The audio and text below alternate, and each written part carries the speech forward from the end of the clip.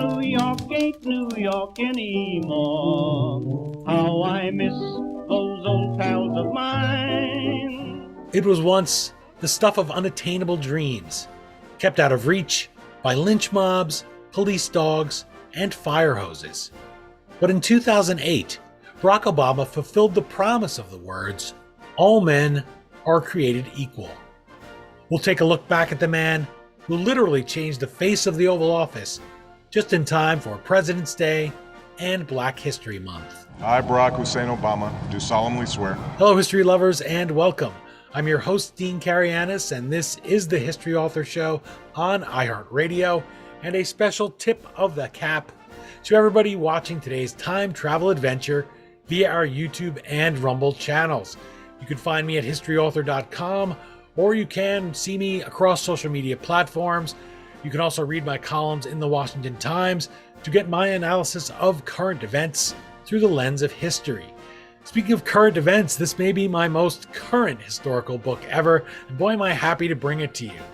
In this episode, our time machine travels back to the recent past, where we'll examine the legacy of our two-term 44th Commander-in-Chief with an eye on how his legacy opened doors for his successor to turn the whole world of politics upside down. Our guide on this journey is Professor Claude A. Clegg III. He brings us The Black President, Hope and Fury in the Age of Obama. He is the Lyle V. Jones Distinguished Professor at the University of North Carolina at Chapel Hill, and he has a joint appointment in the Department of African, African American, and Diaspora Studies and the Department of History. You can find him at claudeclegg.com and at Claude Clegg on Twitter. That's Clegg spelled C-L-E-G-G.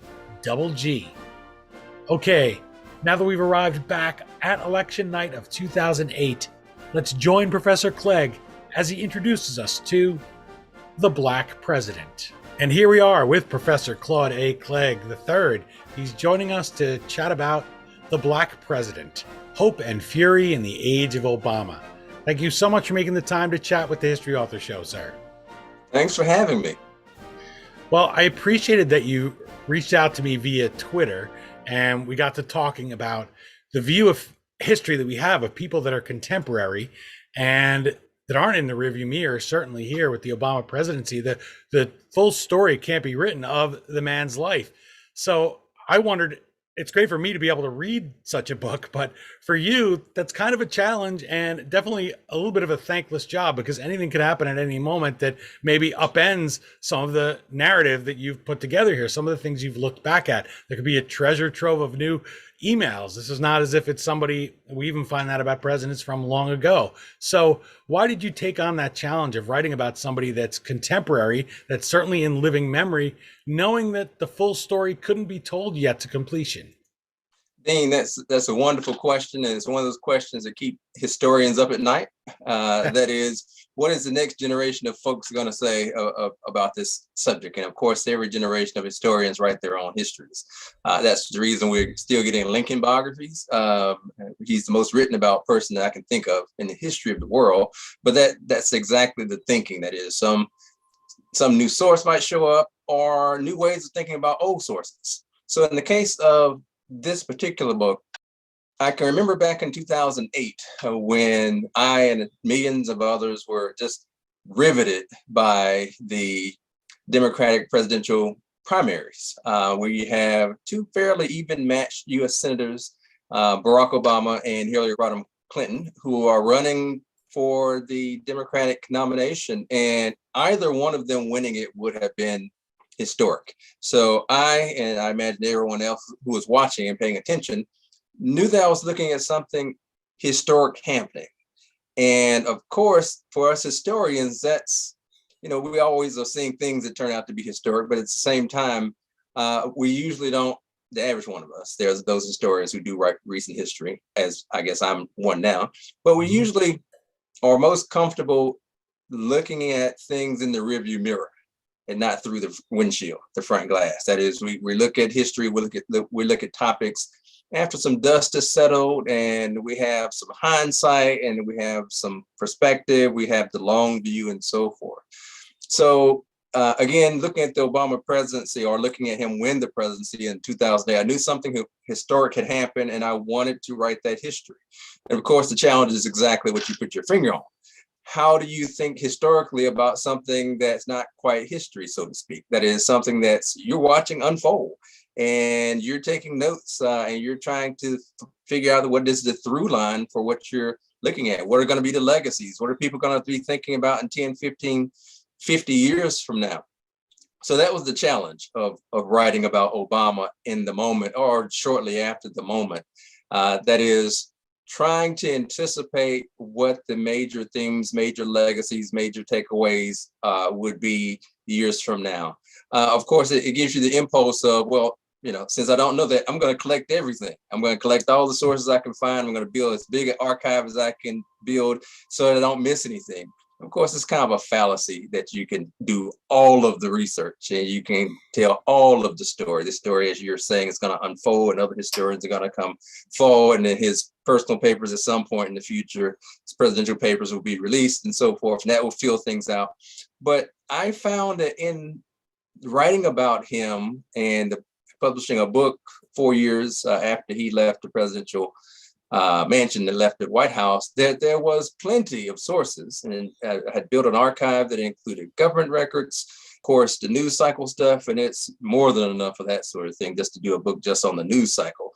I talked to people, there were interviews, of course, there were books by other scholars who came out. Obama wrote his own books, people around him wrote their own books. So I found no lack of sources in regard to putting together a history of his presidency, which has a big biographical component to it. But of course, that was the challenge of the piece, to wearing a historian's hat, to watch something unfold and try to historicize it in a way that brings some value in regard to trying to understand the legacy of what you just saw.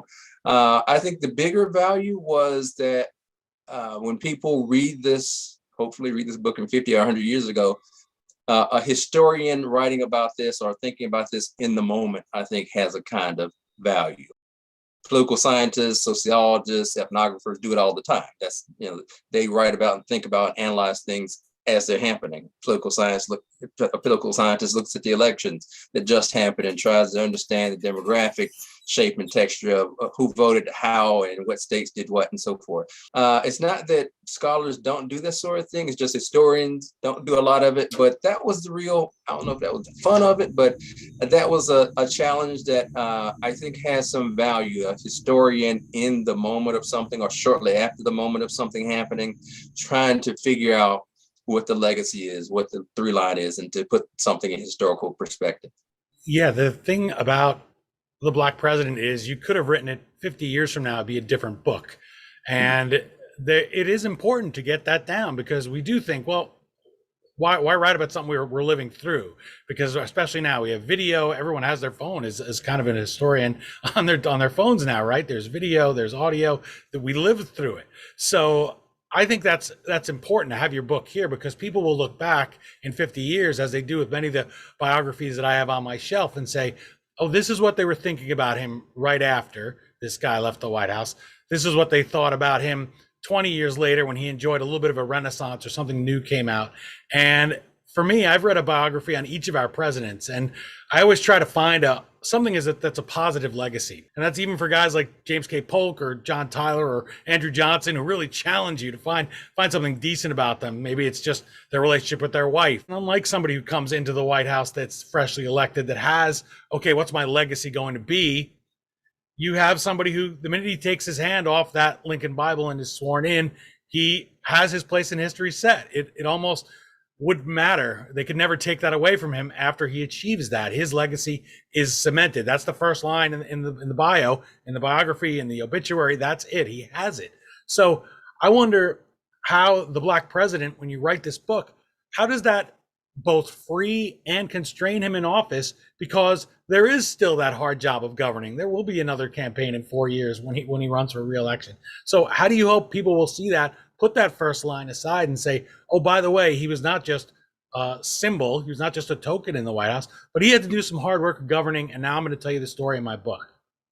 Yeah, well, that is the story of the book. I think that as you were saying, the obituary, the all of the history books that come after, first African American president.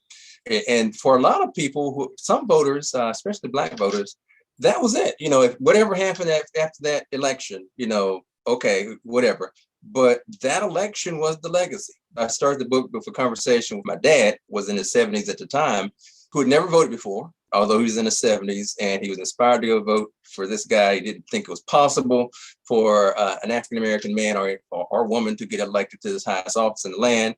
And it happens. And for him, and I think millions of other people, he could go to his grave after that. My dad, who was in his 70s, he's since passed, and know that this was possible in this country. And my dad would have, of course, 70 years at the time of long view of American history, Civil Rights Movement, Great Depression, World War II, and so forth. But the through line for the presidency for him was that this happened in my lifetime, that a Black guy, given the history of this country, it was possible in America, maybe only in America, for this guy from a minority group with this biography, with this family, gets elected. So the name, as he often said, right? He often said the funny name, right? So yeah, with this funny name, as Obama said, skinny guy with the funny name from Hawaii, with this mixed race background gets elected. So it says something very powerful about the country, especially in that particular moment. But of course, after that, you have to govern, you have to deliver, especially if you're interested in re-election, and the vast majority of American presidents are interested in re-election. So I think we all know in hindsight that the expectations of his presidency, maybe this is for most presidencies, were off the charts and way too high. He came into office when the economy was in free fall. We were losing hundreds of thousands of jobs per month. In late 2008, early 2009, we were in 2 wars, which were going sideways, not going too well. And, people were losing their homes and just a bad time. So he comes in office on the mantra of hope and change. And I think that, and then of course, it's this historic presidency and so forth, this guy getting elected. So the expectations are through the roof for him. And I think being the first African-American president, he has the burden, and you allude to this in your question, the burden of representation. One of his daughters, his oldest daughter, Leah, right as he gets elected president, right as I think they're going to the inauguration in January 2009, she tells him, first African-American president, you better be good. And I think that she sort of captures sort of the burden of representation. That is, he has to do a credible job. He has to be a serious, competent. There are going to be missteps and mistakes and so forth, but he can't flame out in the middle of this presidency, or he may be the last African-American president. Of course, it's unfair. That is, to judge 40 million people by the performance of one person who just happens to share the same pigmentation. But at the same time, it's the nature of how I think American race relations, how we think about race, especially how we think about the first person to do something. That first person is a stand-in for the whole group. If Hillary Clinton had won the White House in 2008 or 2016, she, rightly or wrongly, is a reflection on all women. And people would have judged her presidency as, this first president, as female president, as speaking to the capacities of women generally in regard to their ability to be commanders in chief or chief executives. So I think there's less freedom in this for Obama than there is obligation and the burden of representation. I don't think he's freed until really he stepped down in January of 2017. I think the whole time it's a performance, it's a tight wire act. He's trying not to fall into all the stereotypes about African Americans. He at no time is wearing the angry Black man look. He knows that's not a good look for a president, for a Black president. And Michelle Obama is the first African-American first lady, knows that's not a good look for her as well. So it's a performance the whole time. And I think it's a tough performance in a lot of instances. He certainly had that feeling. You could tell when he walked in a room. He talks about when he had his first job at a big corporation, and he says, I felt like I was behind enemy lines. and how he had to perform a certain way, and how he knew what people's expectations were, and all across the board. And that's something that you cover here in The Black President, where it's what Alice Roosevelt Longworth, who was Theodore Roosevelt's daughter, eldest child, she said about her brother Ted. Poor Ted, if he gets compared to his father everywhere. If he walks across the street, you have three guys that say, well, his father would have done it better. And if he walks across perfectly, they say, he did it just as old Teddy would have done it. So the guy can't win, right? You either do it perfectly and satisfy everybody, or you do it like, oh, wow, he's, I kind of recoil at even saying it, but people will say, well, wow, he's just as good as a white president. Well, gee, yeah. And a lot of people don't even realize it, who maybe think that they're very aware and voted for him, but they have that little bit of doubt, and a little bit like people in certain endeavors. They say, well, he's the first Black person to coach a Super Bowl, let's say, and people doubt that. So he has that all on him, as you said, walking that narrow path. And then on top of that, everybody's saying, okay, now finish the work of Lincoln and Martin Luther King Jr. So that's like, oh, gee, no pressure at all here, right? Exactly. And again, it's an impossible position to be in. And for all the reasons that you just said, Dean, there are all these other standards that you're going to be placed against the 43 other white guys who were before you. So they're going to be the standard. And then there's going to be the standard of, ironically, being the first African-American president. There are those who I think thought that was by itself magical and special and so forth, and he was going to be able to, split oceans and walk on water and so forth, because that was so new and different, and because of the situation the country was in. So this guy's going to come in with this transformational vision and all this hope and change and big majorities in the Congress and so forth.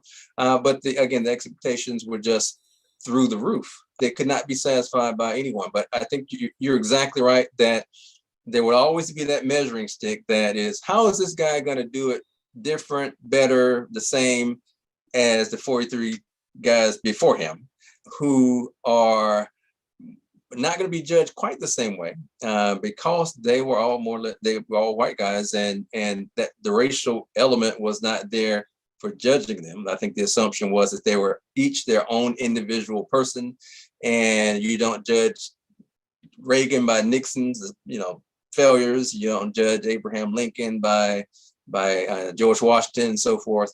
That they were all their unique persons, and certainly you're not going to judge the talents, the failings, the shortcomings of all white people based on what a white president does.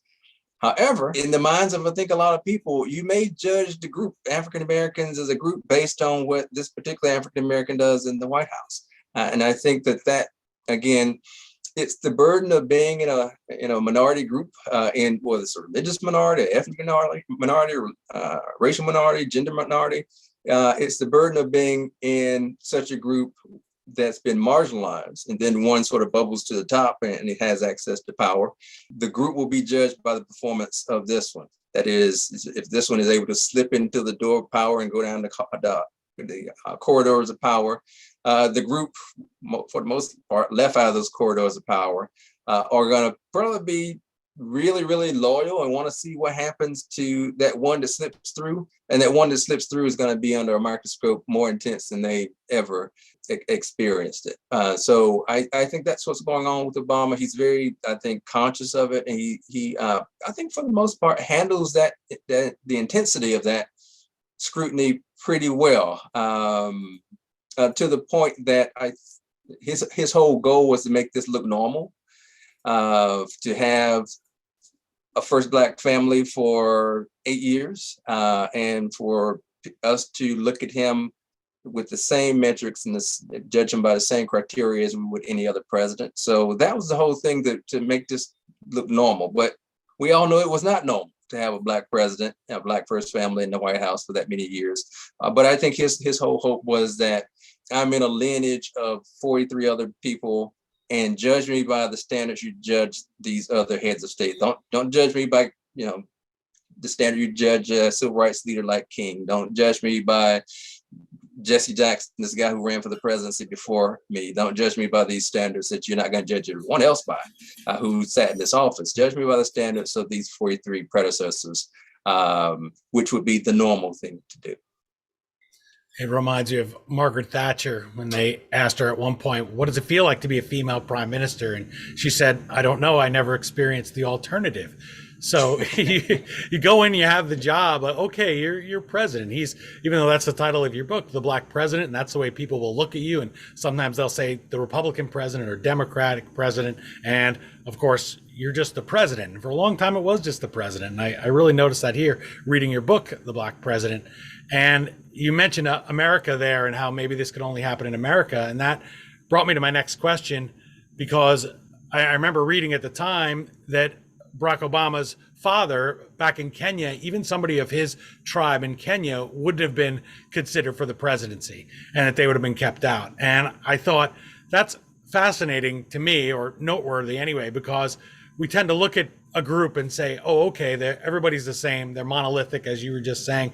I know with Greek people, there's 2,000 islands. They're very regional. There are people, for instance, with my last name that were not welcomed in Greece when they came. They considered them Turks as refugees from the genocide, and they can't even agree on one day to commemorate the Greek genocide at the hands of the Turks. Everyone has their own little one. So there's division within these groups, and yet I guess because we're busy or what have you, some people, just because they're ignorant, they lump everybody together.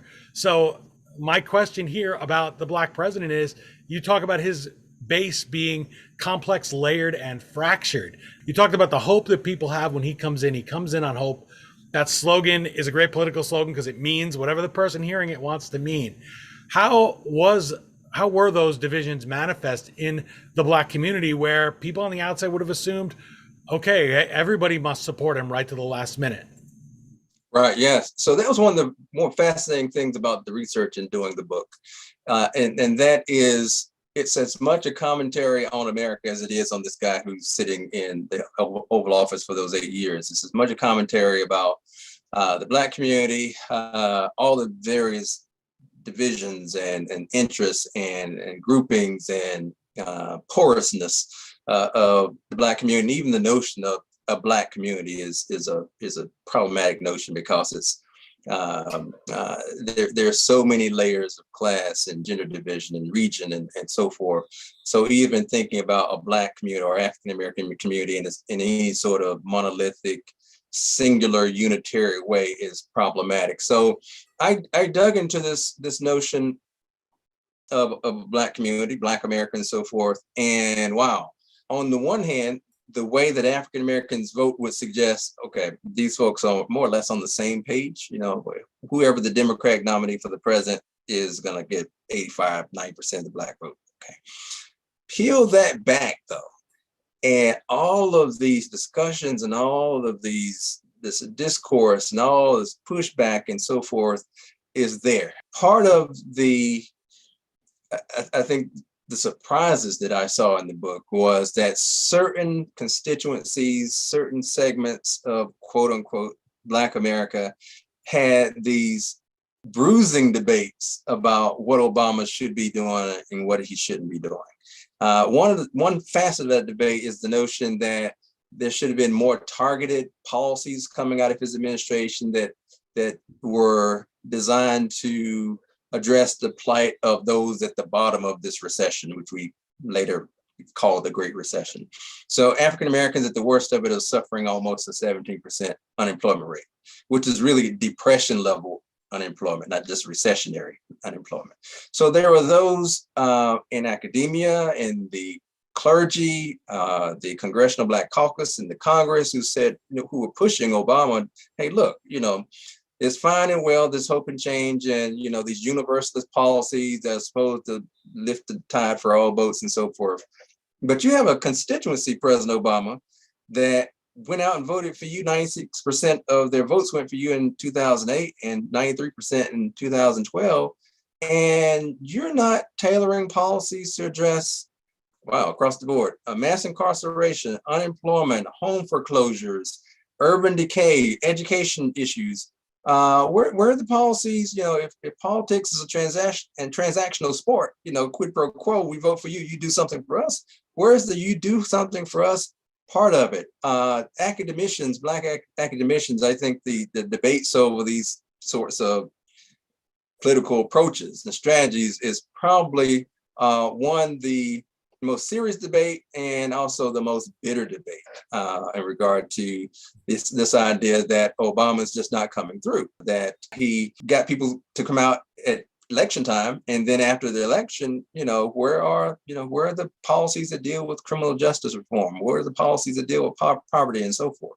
Obama's own response to that would be that I'm the president of the entire United States. I can't privilege a particular group. We can't slice and dice Americans into particular groups and target some and not benefit the others with policy. That doesn't sell to everyone. Black academia, and also in politics as well, whether it's the Congressional Black Caucus, whether it's Black Republicans who are saying something completely different about Obama, and they're stressing that this guy is a failure and he's just an old-time liberal and big spender and so forth. So out of this comes, I think, a strengthened sort of Black conservative movement that we see challenging him at every turn, whether it's a Herman Cain in 2012, whether it's a Ben Carlson running for president in 2016. So again, if you just look under the surface of Black America, you see all of these responses of Black clergy who hate the fact that Obama embraced same-sex marriage, or Black conservatives who think he's got it all wrong in regard to tax policy and everything else. And Black academicians who say, this guy is talking one way at election time and he's not following through after the election and so forth.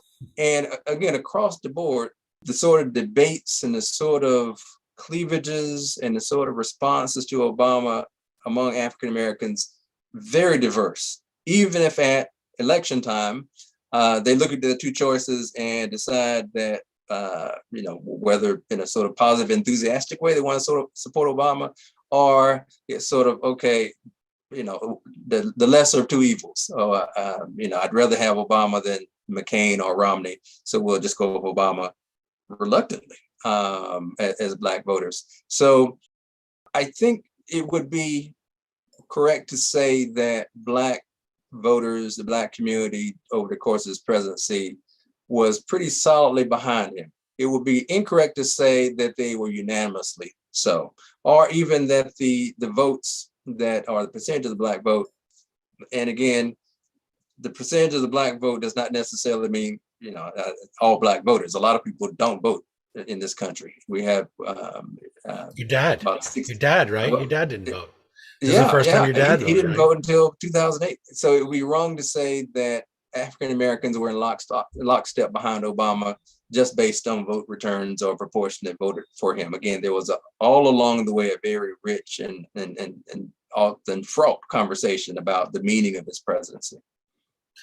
You said that people complained that you say one thing on the campaign trail and then in office you do another thing. You don't fulfill those promises. And I started to smile a little bit because I thought, well, there you go. That's the part of this. That's the president part of this, right? That's every politician, especially when you ride in on a slogan that is something that is, as I said, really means whatever a person hearing it hears. This was something that's the second half of your book. You talk about fury in the age of Obama is the reaction part to Obama. And then you think of, this was the same thing with Make America Great Again. Some people heard that and said, well, whoa, what do you mean by that? Other people said, oh, you mean the safe streets, and we have secure borders, and we have all the positive policy things.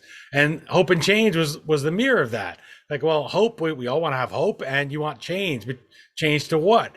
And so that struck me when you were speaking there. But since we're getting into that second part of your book there and about how this community isn't any more monolithic than fans of a baseball team, let's say, where you have some people live and die with every game, other people just wear the hat, right? So you could have varying levels of support. Plus, you may not like the other team. You may really hate the other team. Your favorite team is, right, the New York Giants and anybody who's playing the Cowboys, as they say. And so as a political observer and someone who loves to break that stuff down for people that are laymen that aren't really thinking that deeply into it, not to puff myself up, it is so great to me, fascinating thing about human nature and about people, that the New York Times analysis finds that 9% of Obama voters in 2012 went for Donald Trump in 2016. And that's millions of people. And for me, I like to have my expectations subverted and shake me up. And we have an image of an Obama voter, we have an image of a Trump voter, we have an image of a Hillary voter and of, say, a Bernie Sanders voter. But people are much more fluid than maybe we would like to think they are, just as you were saying there about within the Black community. So, how would you like people here who pick up the Black president and get to know him be better able to break down that complexity, to understand that within a community, people are individuals and they make their vote? And also, if you're in politics, don't write off people, then say, well, hey, we're never going to go ask for their vote. But really understand we are individuals. We should be approached as individuals. And as voters, we should think like individuals. How do you hope people will get that from the Black president?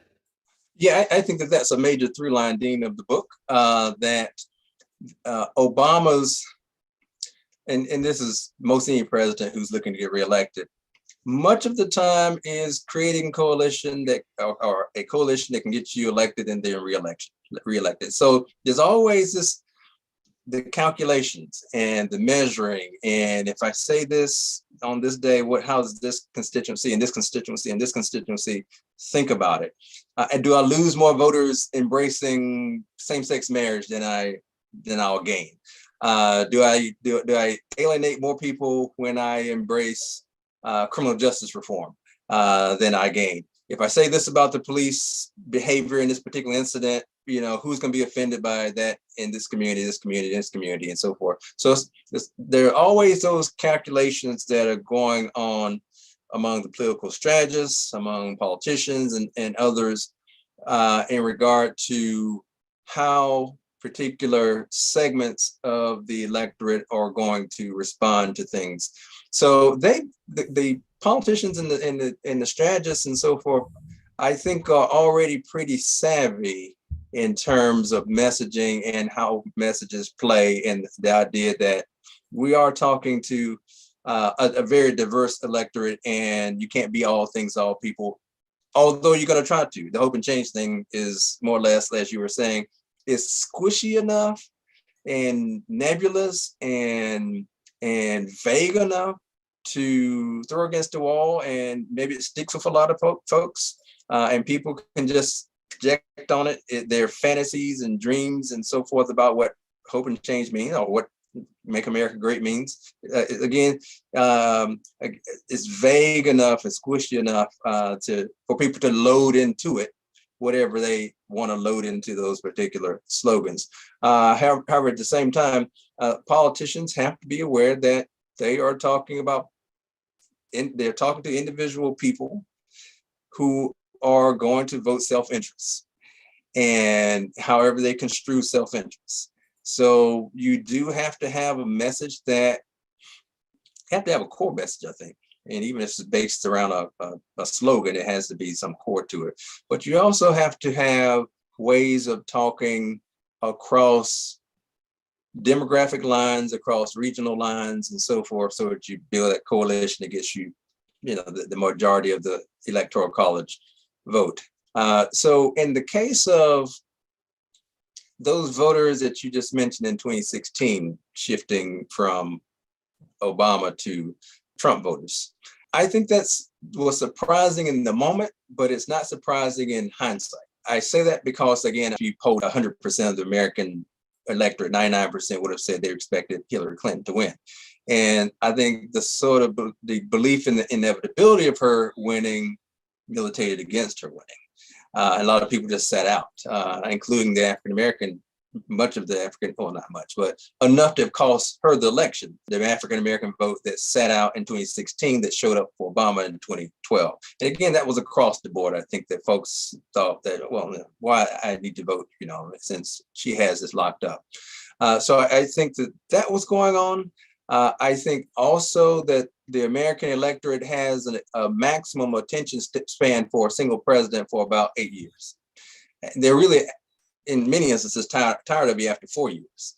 But you might be able to squeak by and get reelected. But after 8 years, our attention span, we want something new. We don't necessarily want a part three from somebody else in your party. So I think that was going on, and again, militated against Hillary Clinton being Barack Obama's third term, so to speak. And several other things were going on that suggested that voters were, as you were saying, they're voting self-interest. They're reading into these slogans things that make sense to them. They are willing to change up and swap out colors and flavors depending on, again, what they think is going to be best for them. And again, the attention span at maximum is about 6 to 8 years, and then they're tired of a particular candidate and often their party as well. And we have this, and that might be healthy for our system to have that sort of turnover. But I think that's what's going on in 2016 that speaks to a very complicated electorate. And that swings, we often have big swings in terms of what our partisan identifications are, or who we elect to represent us in the Congress and the presidency and so forth. Part of that has to do with the nature of our system. A two-party system is either or. There's no middle ground. We have all these third parties and things, but seriously, we just have two parties. So if you get tired of the Democrats, the only other option is the Republicans. So it's often a hard swing rightward. Get tired of these guys after a while, and you will, then it's back to the left and so forth. So because we have a two-party system and people have to choose between left and right in these two different parties, I don't know, it looks more surprising that a person could vote for Obama in 2012 and then vote for Trump in 2016 as opposed to Hillary Clinton. But again, given the nature of the system, I imagine if many of those people could vote for some middle candidate between left and right, we'd have much more of that as opposed to people voting for the two extremes. People also wanted to be on board and vote historic. And I recall with my own father, who was a registered Democrat, never changed from back almost in the New Deal days. He's not quite that old, and he's still with us at 86. But I remember during the New Jersey primary, by then it was sewn up in 88 for Dukakis, who obviously was Greek. So everyone, again, expects monolithic. Every single person I had to meet had to ask me how excited I was about Mike Dukakis. I said, Mike Dukakis isn't excited about Mike Dukakis. Why should I? Just because I'm Greek? But he would just. But my dad said, I'm going to go to the primary. I'm going to vote for Jesse Jackson, even though it's wrapped up, because I feel like let them be forced to say no to him. He can't have the nomination. And this is, in fact, what they try to do with the superdelegates. Hillary does in 2008 with Barack Obama. And hey, it's not your turn yet. And this is something that we often hear in politics, but I think especially to tell an African American it's not time yet is something that is, we've kind of been waiting a long time. I think it's well past time. You can understand that feeling, and ultimately he does win the nomination. Even to his surprise, I believe, you've spoken about this in The Black President, that he ran and maybe you could aspire to a cabinet position, and usually it would be the political move just to shove you off to HUD, right? Housing and urban development. You must know about that and want to do that. And people, I'm sure, would have been fine at that with the community organizing experience in Chicago. And then he starts to gain momentum and he surprises even himself. And that's pretty fascinating. People become compelled by his story. So that's certainly something you cover here in The Black President. There's a wave, and even he is riding that wave and caught up in it and pushed forward. And he says later, maybe it was too soon for me that I came along. That's all fascinating stuff in the book. And I imagine for you, uncovering documentation about that while writing The Black President must have been a lot of fun for you and kept you going, pushed the wave of the book forward so you finished it.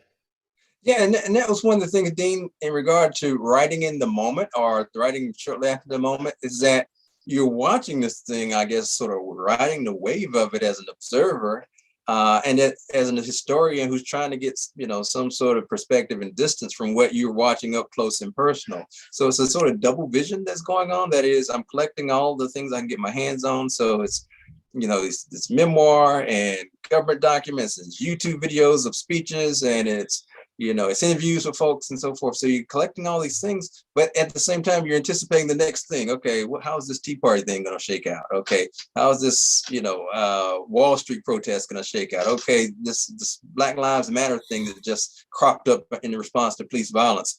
So you're sort of anticipating, okay, what's next? What's next?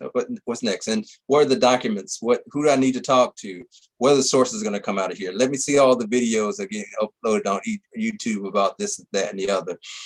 So that was both exciting, and again, it's an odd place for a historian to be. The sort of we usually are not watching to see what's next. We already know what's next because it's a story that's happened before in the past, and we're again using the hindsight of the present to read the past as historians. We're not sort of watching something historic happen and trying to figure out why is it historic and how we're going to document this going forward. So it was very exciting in that way, the sort of insider, outsider, historian, observer, person that's trying to document something that's unfolding before your eyes and think about it and conceptualize it in historical ways without the benefit of hindsight, and trying to identify, okay, in 50 years from now, are people going to be talking about the Affordable Care Act as this big achievement? Or are they going to be looking at all of these presidents in the early 21st century as having failed on climate change, where we, in 50 years from now, have a climate catastrophe? Is that the big through line for the Obama presidency? Or is the through line what's going on in the Republican Party and what the Republican Party has become in 21st century, or the first couple of decades in 21st century?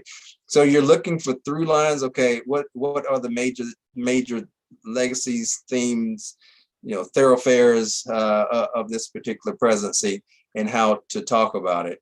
But yeah, I was, the book was an exciting project insofar as I hadn't seen the movie yet.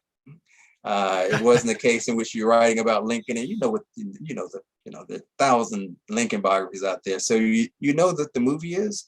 Maybe you didn't see this particular 2-second thing and you didn't notice, and somebody still writes a book on that 2 seconds about Lincoln's presidency.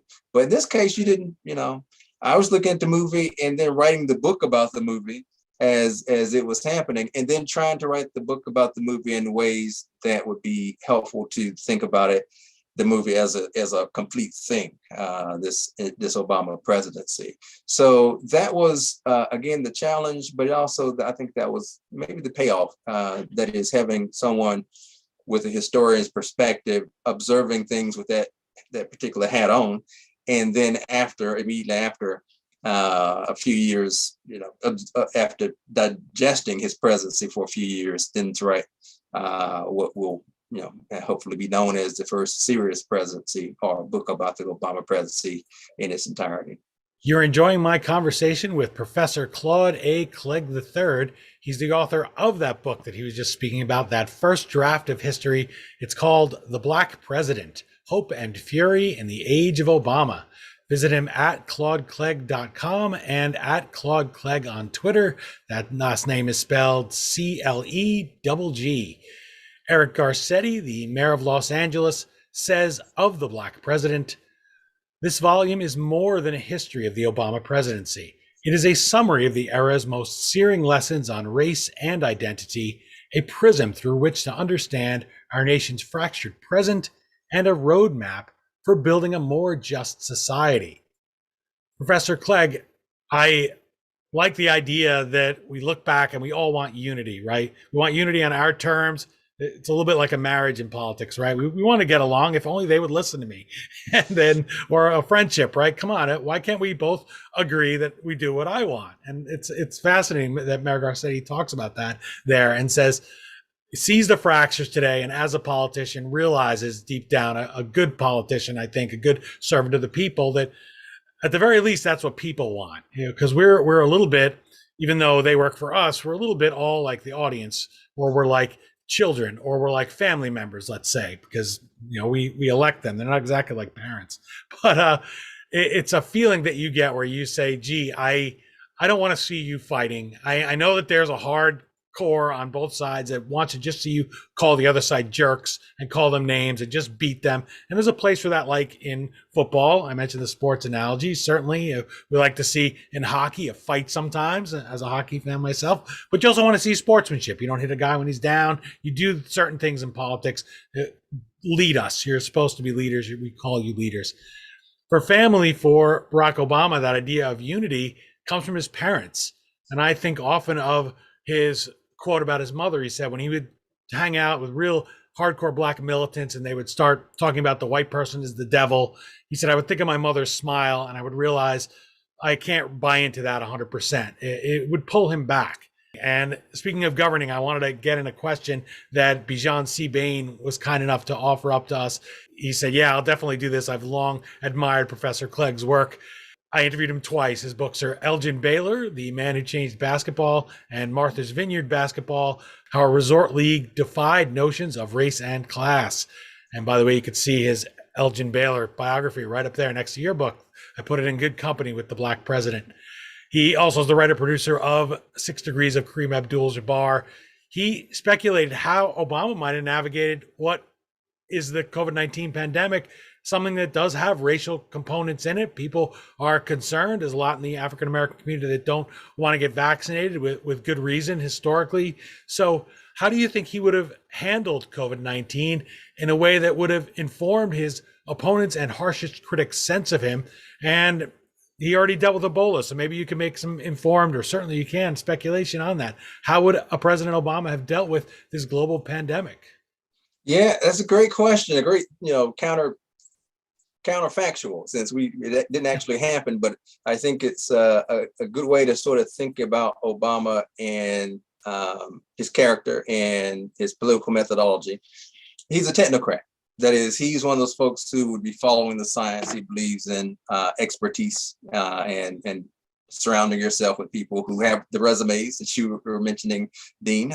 People who have experience in education and so forth. And so he's a technocrat insofar as if you get enough information, enough expertise together, you can solve a lot of the problems that the country is facing. So he would have been relying upon the scientists and the epidemiological views of what was going on and those who study pandemics and so forth. I think that, however, we wouldn't have seen lockdowns under him any more, absolute than we've seen under Presidents Trump or Biden. We would not have seen, I think it would have been a bumpy ride, just as we've had with these current 2 presidents, Trump and Biden, in regard to the pandemic. I think that there would have been limits to what he could do for any given population. You rightly said that African Americans have suffered in ways that have been unique to them, and in ways that not unique to them. As frontline workers, people overrepresented in service industries and so forth, people in crowded urban spaces, people overrepresented in being uninsured. So African Americans have experienced the pandemic in ways that are worse than, in many cases, than other populations. Life expectancy of African Americans has gone down further during the pandemic than it has with Hispanics or whites, Asians, and so forth. So he would have been facing that more dire crisis among African Americans. And the question would be, do you target this group? Do you target resources? Do you target healthcare to this particular group, public health messaging to this particular group who's suffering worse? Or is it the sort of universalist tide that lifts all boats? We're not targeting anyone in particular, we're targeting everyone. My sense is that he would have been himself. That is, he would have been the universalist. We're going to help everyone. I can't just target this particular group. If he was true to form, he would not have overtly targeted the people who are faring worse in this. However, because again, it looks like favoritism, it looks like he's privileging his quote unquote own group and so forth, and he did not want that look, because that could be easily weaponized by his opponents to say, hey, look, this guy is actually discriminating against white voters and he's helping the black voters and so forth. We should be helping everyone. He was self-conscious about coming off in that way. And I don't think he would have if he had been steering our response to the coronavirus. Ironically, his vice president, now President Biden, has used that very language. That is, I could not imagine a Barack Obama saying that, the black community has always had my back and I'm going to have their back, which Biden has said. I can't imagine Barack Obama saying, I'm going to elect or select a black woman for the Supreme Court. He may have done that, although he never did. But he may have done it, but in the sort of, yeah, this is a lock. There's going to be a Black woman in this slot. So Obama, I don't think had the sort of leeway to name race in the ways that Biden has leeway to do, or at least has taken the latitude to do. And I think that his response to the pandemic would have shown that he just couldn't target certain groups. He may have, in a sort of surreptitious way, tried to help the least advantaged by doing it in a sort of class-oriented way, helping those in poverty. It's kind of like the Affordable Care Act does, which, because African Americans are disproportionately represented among the poorest population in this country, helping the poor helps them disproportionately. So in a sort of underground or sort of indirect way, you're helping African Americans and Hispanics and others who are overrepresented among those who are less privileged and low wealth people in this country.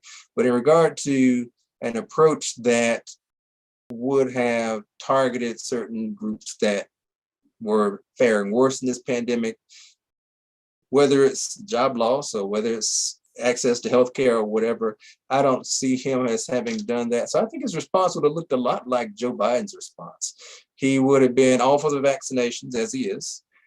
People getting vaccinated and making those vaccinations available free of charge widely. He would have been all for limited mask mandates, although I can't see him being able to push the states any harder than, let's say, Biden or Trump did.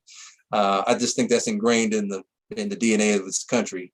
This notion of I should have the liberty to do certain things, the government shouldn't intervene, and we have a lot of state governments that actually believe that way too, and governors and state legislatures.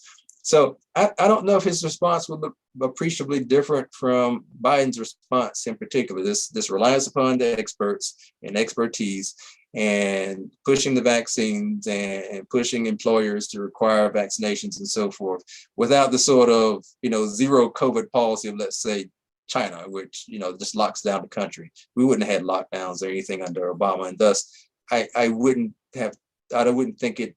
Again, his response will look really different from the response of Biden, and I'm not sure if African Americans would have been any more willing to go get vaccinated. Maybe on the margins, with a Black president saying go get vaccinated, as opposed to Biden and a Black vice president saying the same thing. I want to quote from the New York Times review where Orlando Patterson says that the election shattered centuries of ingrained pessimism. For me, when I was on the bus going across the George Washington Bridge from Englewood, New Jersey on the day of the election, this is a town that has a big Black population. It was in the Green Book. I would point that out to people at the bar there. Reverend Al Sharpton lives there. You would think that bus would have been a party bus going into the city the day after Barack Obama was elected. And instead, it was people saying that, well, they're going to kill him. He's going to be assassinated. It's just a matter of when. I felt sad for the people that said that, because they were missing out on some joy there. And all they could think of was that pessimism.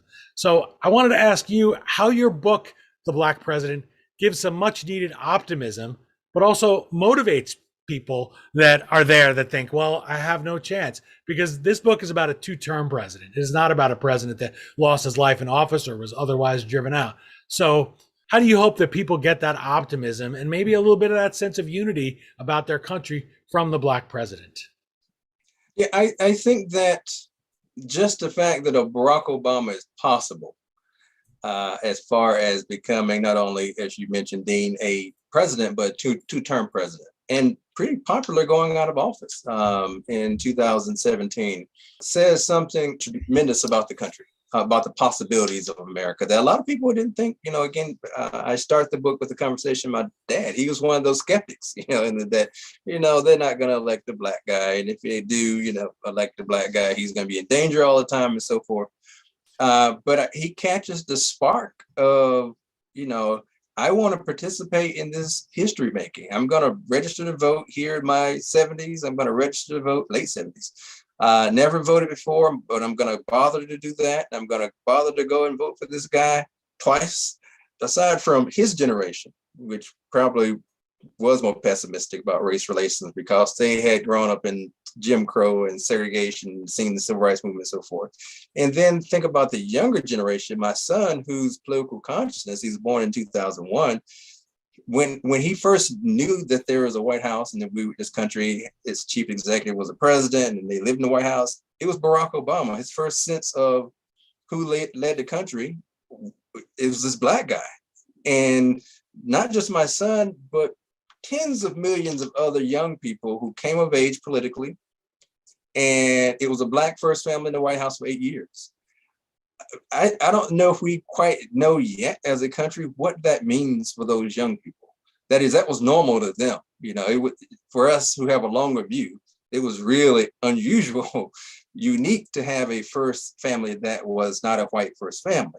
But for that generation of early 21st century folks who came of age in the first decade or so of the 21st century, a Black first family was normal to them. And now a Black vice president who's female is sort of normal to the folks who are coming of age now.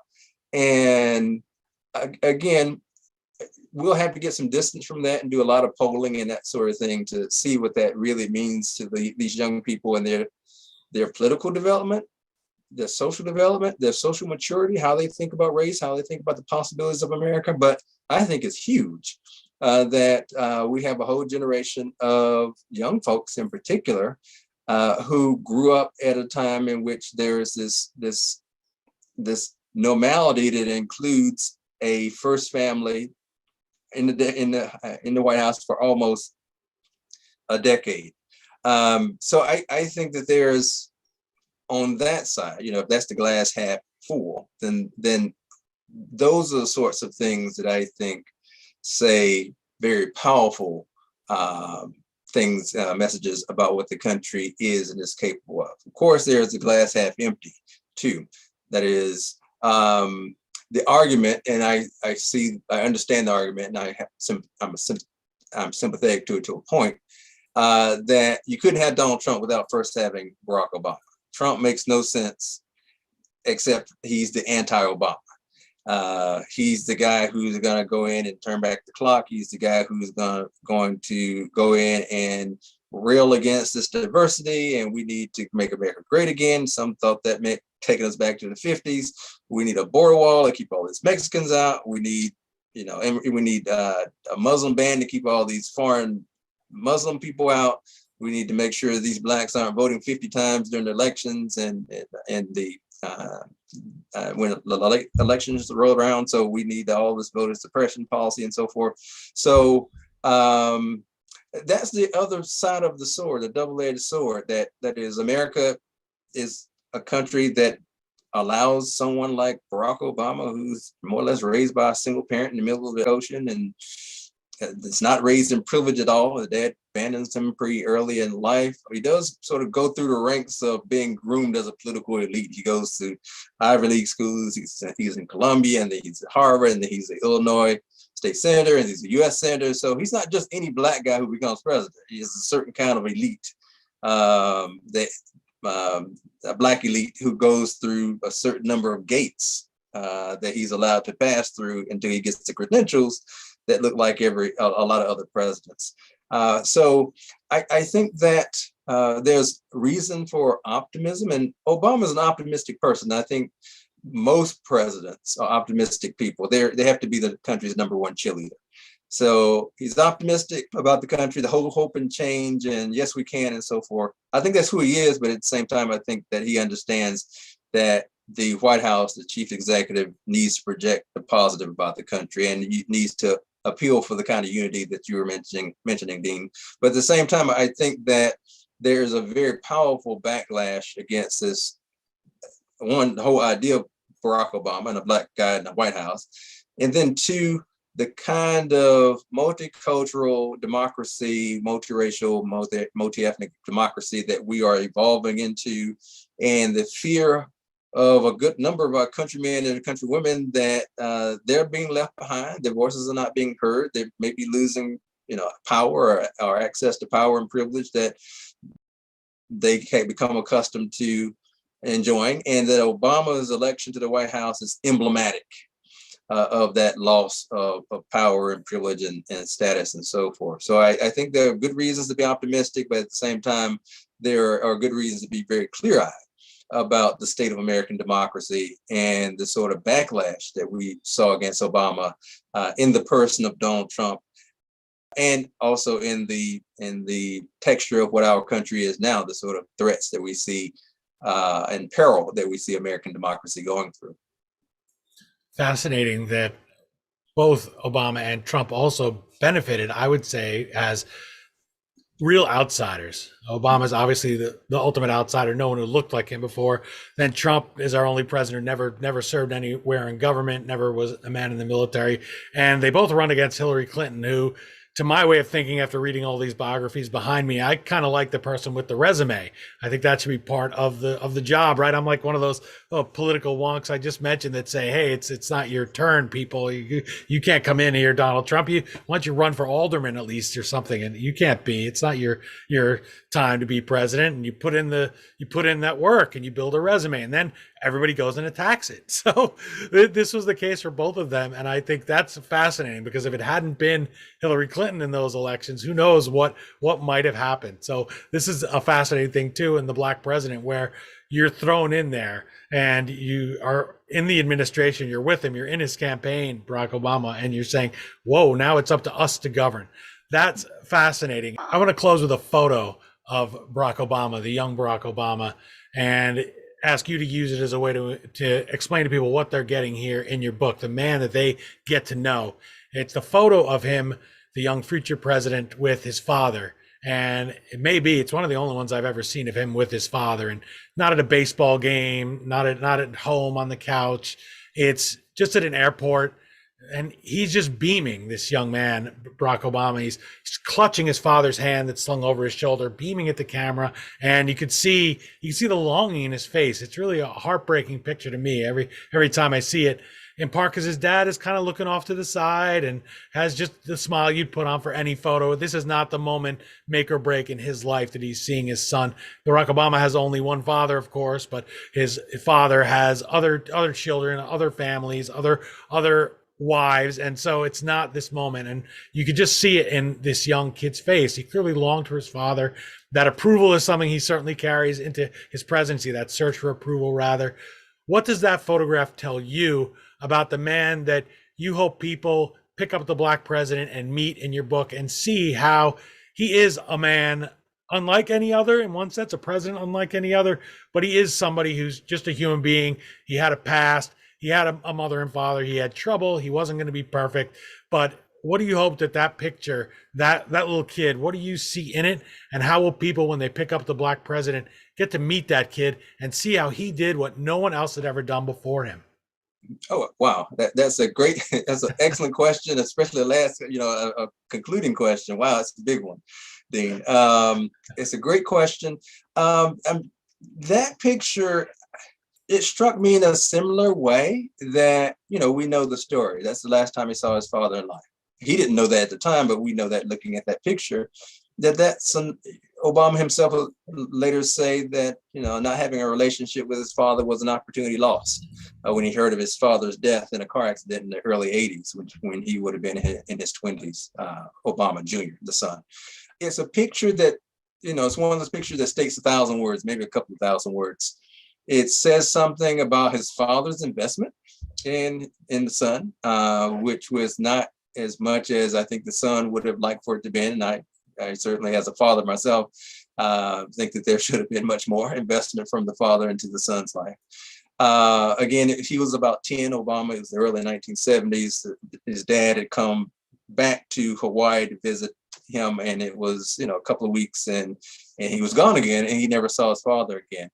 And that sticks with Obama in a number of ways. One, it makes him willing to sort of call out absentee fathers once he becomes a national candidate for the presidency. And throughout his presidency, he's calling out men who are not stepping up to the plate, and in particular Black men who are not stepping up to the plate, and for whatever reasons, and being in their kids' lives as thoroughly and as consistently as they should be. there was those critics that said that, he's just using this politically to appeal to white conservative voters by saying that I'm willing to go after people in my own group and my own constituency. And thus, you can't, say that I'm a hyper partisan guy, since I'm willing to go after African-American men. So there are those who are saying this is very crude political calculation that he's using to appeal to white moderates, maybe, perhaps so. Obama, his retort would be, as someone who lived it, look at that picture. The last time I saw my dad, I was 10 years old. And before that, I had no living consciousness of dad except for that moment when I was 10 years old. I lived this. I experienced it. It's an epidemic, absentee fathers in this country, especially in some communities. I have every right to speak about it. And everyone else should be speaking about this epidemic and finding out why our fathers don't have the supports or don't have the mentality or whatever it is to stand up and stay in their families, whether we need to, do something in regard to job training or the educational system or the criminal justice system. This is a real problem. And as someone who lived it, who went through it, I have every right to speak about it. And that's a rub for him throughout his public life within the Black community. That is, there are those who say, he's bringing out dirty laundry simply to appeal to white moderates. And then there are those who are saying, we need, someone, you need the teacher to say it. We need the clergy person to say it. We need the neighbors to say it. We need the president to point out that this is a problem. Broken families, single parent households, that's a problem. And we need as a society to address it. African Americans across the board, whatever the group is concerned. So, you could argue that the father's memory or his father as a sort of abstraction serves political goals in some ways. That is, it allows him to talk about fatherhood and talk about responsibility and so forth in ways that may be appealing to this constituency or not so much to that constituency. And there's probably some political calculation behind using that sort of rhetoric in particular moments. I think he embraces his father more prior to running for office. And then when he runs for office, the highest office, the presidency, there's he wants to get distance. This guy was a bad father. He was bad to his kids. He's bad to his wives. He drank too much and so forth. So he certainly seeks to get distance as his father is sort of a foil for how not to be a father. And Obama himself is the self-conscious or trying to be a self-conscious example of how to be a father and how he and Michelle performed this sort of nuclear idealized family life for 8 years in front of us in the White House with their two girls. So I think the father in that way has his sort of usages politically for Obama, but at the same time, I just on a human level, as you were saying, Dean, every kid deserves to have both parents, in their family. And Obama was robbed of that in regard to having his biological father in his family. And I'm, as an individual, I'm willing to give him a certain sort of latitude to speak to that, even if there are those who think that he's doing it in sort of crude political calculating ways.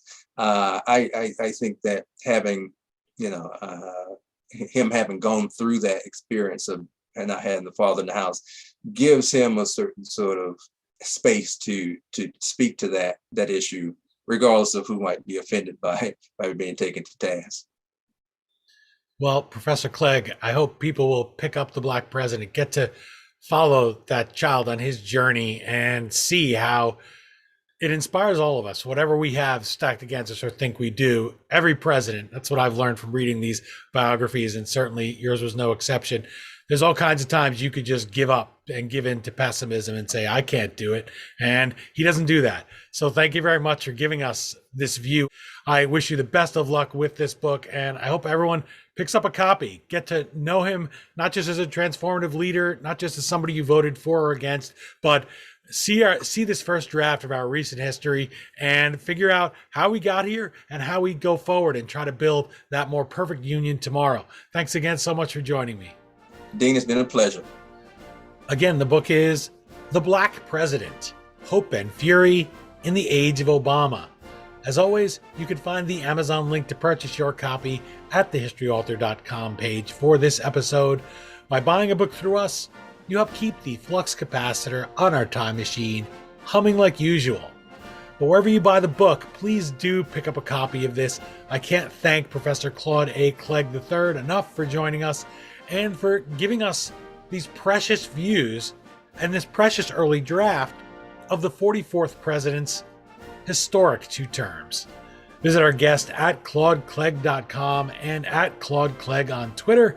Again, that name is CLEGG.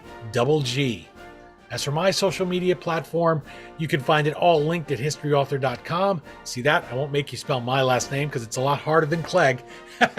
And if you enjoyed watching this conversation, please do subscribe at our YouTube and Rumble channels for future journeys in the Wayback Machine. Plus, you can catch my Washington Times columns. I hope you'll find them just as thoughtful as this conversation today. Speaking with somebody like Professor Clegg, I have to tell you, it's a real treat for me. It's so great to be able to dig into current events with our eye on history and what we know from the past and what today tells the people of tomorrow about who we were as Americans. That's it for this installment of the History Author Show. I hope you'll join us for the next all-new interview right here on iHeartRadio or wherever you enjoyed this journey into yesterday. Until that next trip into the past together, on behalf of Professor Clegg and myself, thanks so much for time traveling with us today, and have a great week. We still call it Broadway, but what's in a name?